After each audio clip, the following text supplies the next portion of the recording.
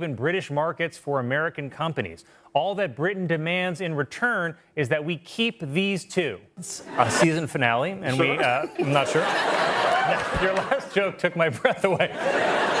We have a tradition by it, and didn't quite understand it. I don't know if she thought it was kind of like a hippie thing. Right. There's a moment everyone swears they saw. Colin Jost, Meghan Markle, and a whisper about yachts. We check the tape, it isn't there. If the evidence is missing, why is the rumor everywhere?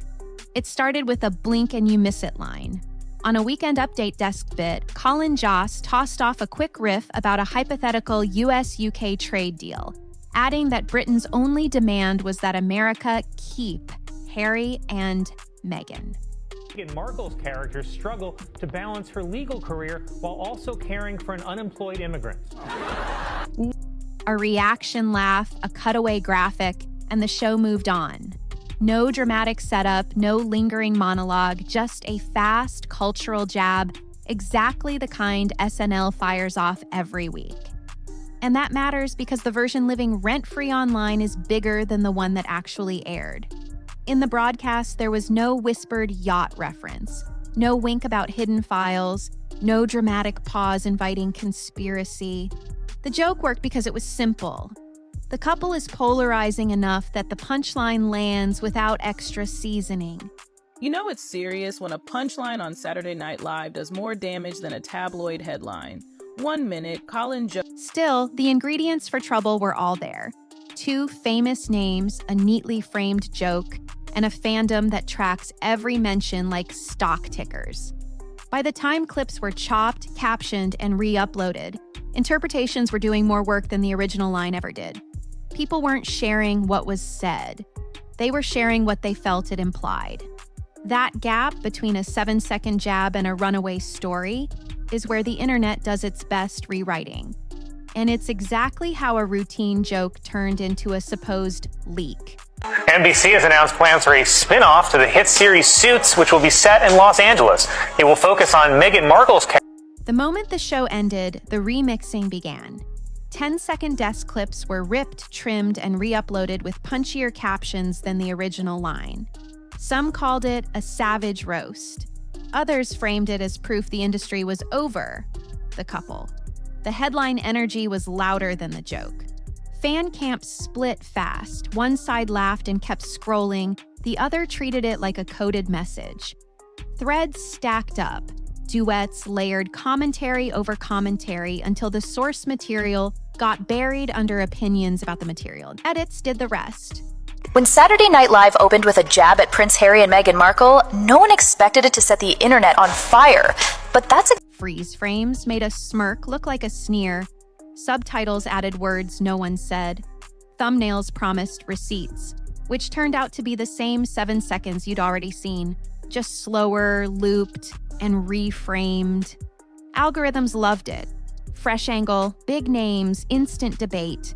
Watch time climbed, comments spiked. The more people argued, the more the clip was fed to new viewers who had never seen the original context. By sunrise, the clip wasn't a joke from SNL. Markle and says he feels sorry for Prince Harry because his wife is a lot to deal with. Turns out Prince Harry and Meghan Markle will... It was a vessel you could pour any theory into. And the theory that traveled farthest wasn't the one with the most evidence. It was the one with the juiciest caption. Here's where the story swerved. The broadcast was a 7-second quip. The re-uploads were a narrative. Captions shifted from joke lands to Colin exposes, then files leaked, and finally the magic word that guarantees clicks: receipts. The footage never changed, only the framing did. A friend of the royal family, Hugo Vickers, who revealed the late Queen was so fearful of Harry and Meghan that she wouldn't want to be alone with them. Thumbnail grammar did the rest. Red circles, yacht stock shots, a freeze frame of Colin mid-blink, and a headline that sounded like a verdict.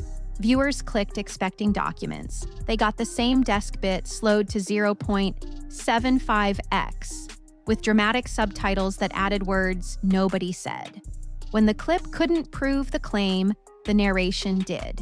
If you can't show the moment, you describe it.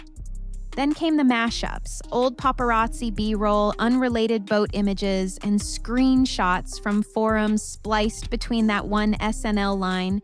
Now, more troubles for poor Meghan. My goodness, I can't believe you, Colin. Now, the Sussexes have copped it from comedian. So it felt like confirmation. That's the Mandela clip effect. People remember the version they saw described, not the version that aired. Once a few confident voices repeated it, uncertainty felt outdated. The algorithm rewarded certainty. Videos that hedged, probably not real. Videos that declared 100% exposed took off. Confirmation bias kicked in. Audiences who already disliked Meghan locked onto anything that seemed to validate their feelings. That she was on Epstein's yacht at one point in time. There was like photos with her and Prince Andrew way back in the day when she was like in her early 20s. Wow. Fans did the same in reverse. Debate powered watch time and watch time powered discovery. By the end of day one, the internet had upgraded a punchline into a leak without adding a single new fact. And the most clickable element of all, the yacht angle, was the least supported by the tape. This rumor didn't start last week. It's an old internet ghost story that resurfaces whenever Meghan trends. Vague forum posts, blurry boat shots of people you can't positively identify, and captions that do the heavy lifting. Colin Jost, live on Saturday Night Live, looked dead into the camera and dropped the line that set off a firestorm. The claim sounds specific, the evidence never is. No authenticated photos, no credible timeline, just recycled clips and confident narration. Here's how it keeps breathing. First, misidentification. A sunglasses and bikini silhouette becomes definitely her once a caption says so. Second, context collapse. Any luxury boat equals a yacht. Any party equals proof. Any proximity to wealth equals motive. Third, repetition. The more channels repeat the claim, the more familiar it feels. Thank you very much. Good evening, everyone. Welcome to Weekend Update. I'm Michael Che. I'm Colin Jost. And familiarity gets mistaken for truth. There's also a reason creators love this storyline. It's modular. You can splice the same 3 images into a dozen videos, wrap them in fresh outrage, and the platform will treat it like new. It's low-cost, high-reward content. And because the rumor flatters existing bias, I always suspected it travels even when the visuals don't actually show what the headline promises. Safe line, clear line. This is an unverified internet narrative. And Colin Jost, with a grin and a script, just held up the final cue card. Behind closed doors, Meghan wasn't laughing. Discussing how it spreads is fair, presenting it as fact isn't. Even if real photos of someone on a boat surface tomorrow, that would still be a picture of someone on a boat. Behavior, intent, and context are separate questions, and the rumor routinely skips all 3. So the smart way to cover it is to flip the lens. Not, is the rumor true? But why does this exact rumor thrive? The answer says less about one person and more about how scandal economies work online. Now, the Sussexes have copped it from comedian Colin Jost on Saturday Night Live. He's joked that one of the... Attention first, accuracy later. Outrage is rocket fuel. Novelty is the spark. Put them together and you get a clip that outruns context in minutes. Platforms reward anything that keeps eyes glued. Certainty, conflict, and clean villains do that better than nuance ever will. Thumbnails make promises words can't. Red arrows, circles, a frozen smirk that looks like intent. Captions do the rest. Swap maybe for exposed, context for receipts, and you've engineered a result people feel before they think. It was another bombshell Saturday night on Saturday Night Live, but The first video defines the frame, everyone else races to match it or crank it louder. Bias carries it. If you already dislike someone, a headline that confirms your hunch feels like proof. If you're a defender, pushing back only feeds the loop with comments, duets, stitches. Debate isn't a break, it's an engine. Watch time rises on both sides, and the feed treats friction like quality. Speed beats accuracy. Being early gets you recommended, being careful gets you ignored. Feel like parody, it felt like a cultural intervention. Jost wasn't just making fun of Meghan's latest business venture or her perfectly lit. So creators cut verification and add conviction. A confident voiceover turns doubt into narrative. A montage of suggestive images becomes a memory you remember seeing, even if it never aired that way. There's also the parasocial tax. Audiences invest in personalities like teams. Any joke feels personal, any rumor feels strategic, any silence reads like guilt.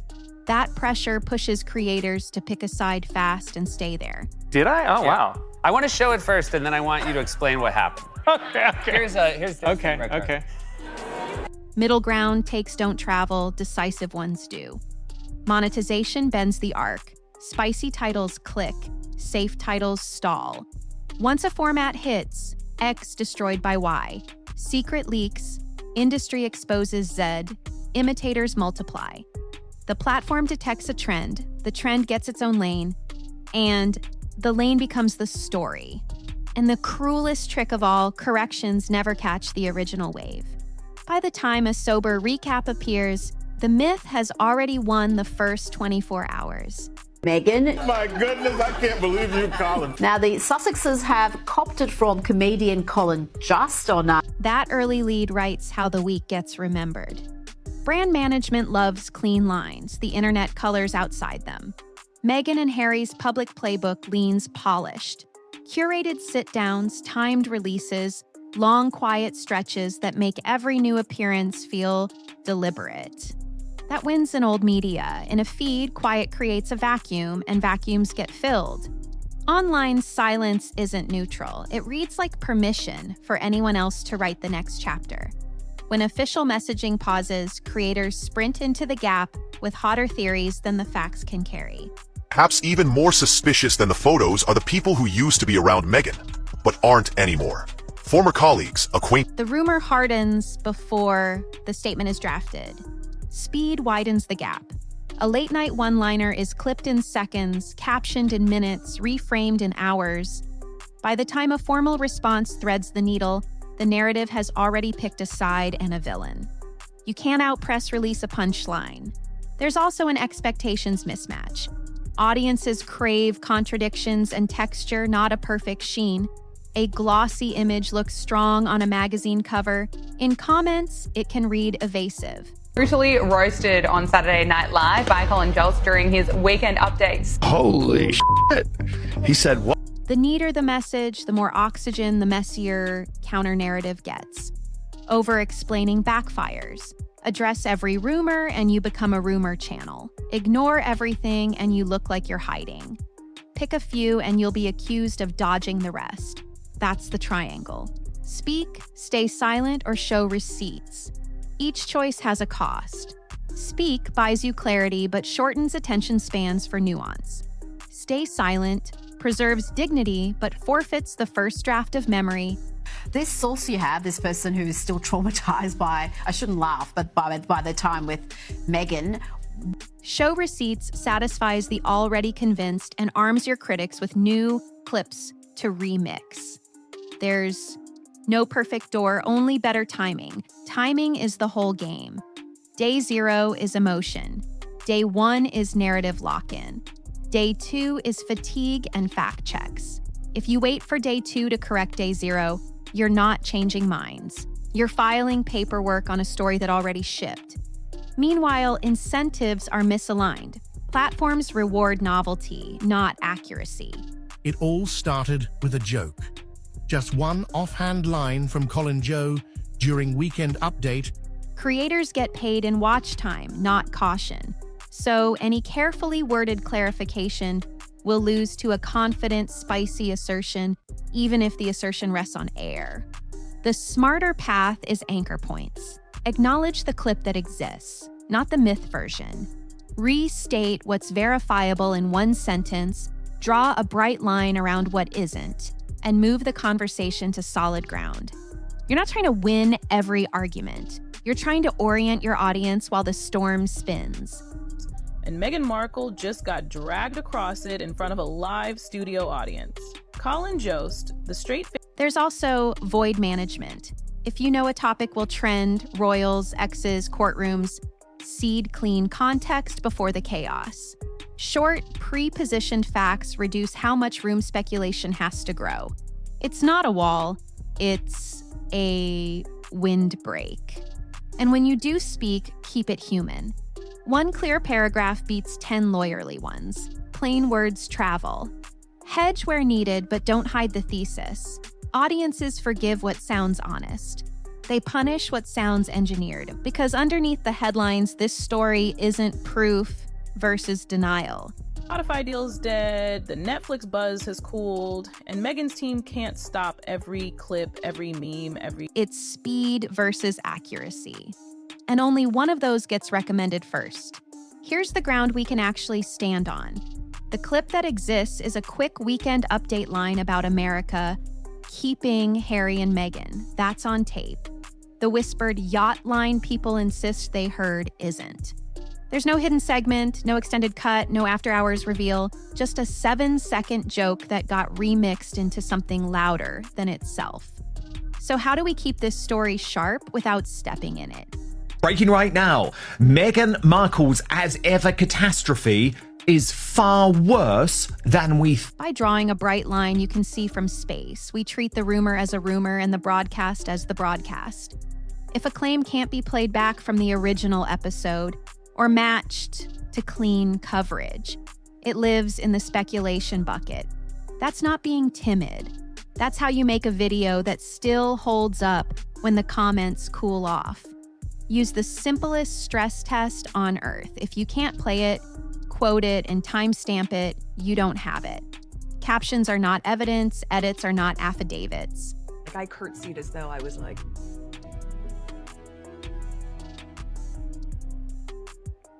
When receipts turn out to be the same 7 seconds you already watched, slowed down, zoomed in, surrounded by unrelated B-roll. The content is the claim. That's the tell. Here's the language that keeps you spicy and safe at the same time. Swap proved for claimed, exposed for circulated, evidence for edits, leak for alleged leak, confirmed for repeated online. One clean sentence inside the segment does more than a paragraph at the end. The yacht angle is an internet claim. It doesn't appear in the broadcast we reviewed. Meghan Markle, Prince Harry won't stay silent after feud with Beckham's. I know this report is true because Meghan Markle and Prince Harry... That line is your seatbelt. It doesn't slow the car, it keeps you from flying through the windshield. Another anchor that works is the timeline check. Tell viewers what happened in order. First, the joke aired. Then the clips got captioned. Then the captions got confident. Then the theory outran the tape. The moment you stack the steps, the mystery shrinks to its real size. A lot of scandals deflate the second you watch them in sequence. You can also turn the missing clip into the point.